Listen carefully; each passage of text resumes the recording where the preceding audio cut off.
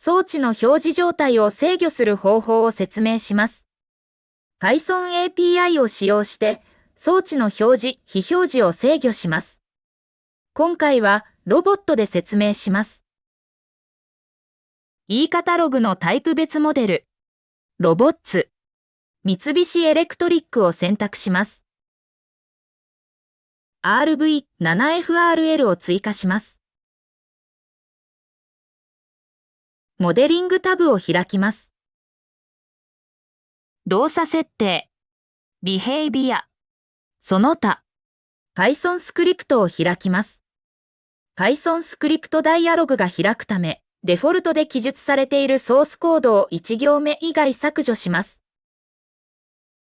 conp=getComponent と記述し、Python スクリプトを設定しているコンポーネントを取得します。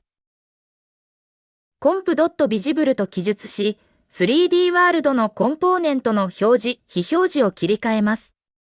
true の時に表示、false の時に非表示になります。非表示にするため、false と記述します。app=getApplication と記述し、アプリケーション情報を取得します。app.render と記述し、3D ワールドに描画します。コンパイルボタンをクリックします。ロボットが 3D ワールドから非表示になります。ロボットを表示します。false を true にします。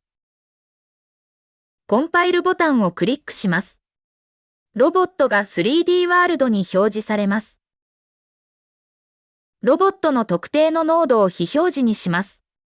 ルートノードを非表示にします。コンポーネントグラフウィンドウのプロパティとビヘイビアを非表示にします。ノードツリーをすべて展開するため、プラスを選択します。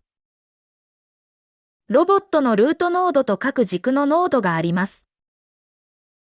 comp.visible にノードを記述します。true を false にします。コンパイルボタンをクリックします。ロボットのルートノードが 3D ワールドから非表示になります。false を true にします。コンパイルボタンをクリックします。ルートノードが 3D ワールドに表示されます。指定したノードとその子ノードを非表示にします。3D ワールドのロボットの J2 をダブルクリックします。紫色でハイライトされた箇所が J2 のノードと子ノードということがわかります。comp.nodeVisible を削除します。axis2=comp.findNode J2 と記述し、J2 のノードを取得します。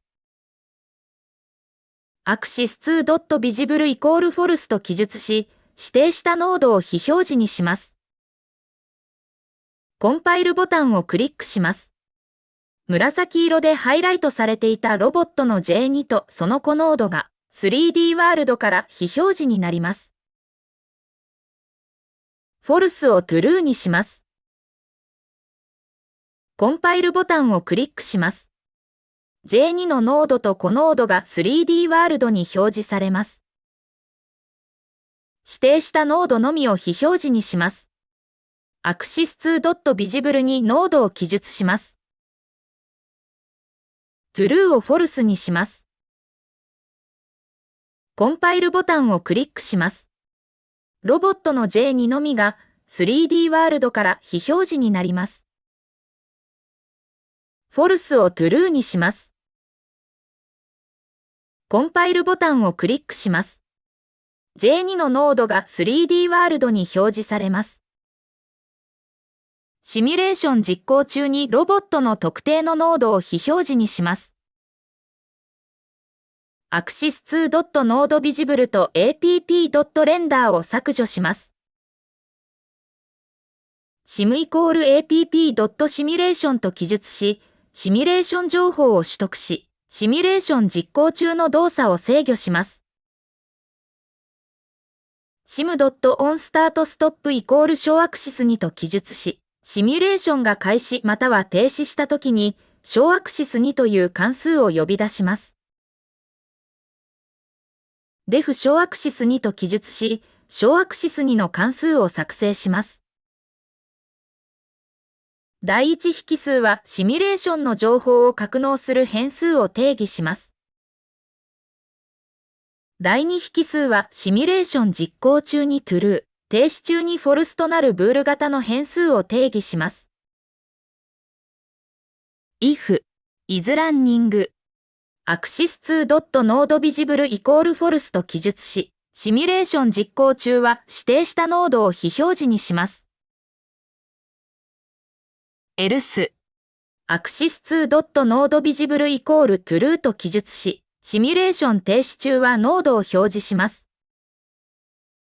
コンパイルボタンをクリックします。シミュレーションを実行します。ロボットの J2 のみが 3D ワールドから非表示になります。シミュレーションを一時停止します。J2 のノードが 3D ワールドに表示されます。シミュレーションを再生します。再度、ロボットの J2 のみが 3D ワールドから非表示になります。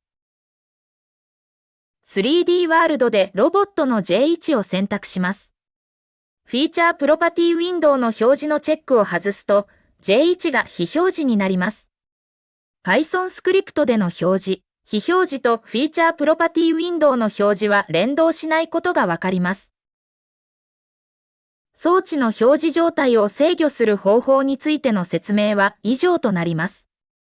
ご視聴いただきありがとうございました。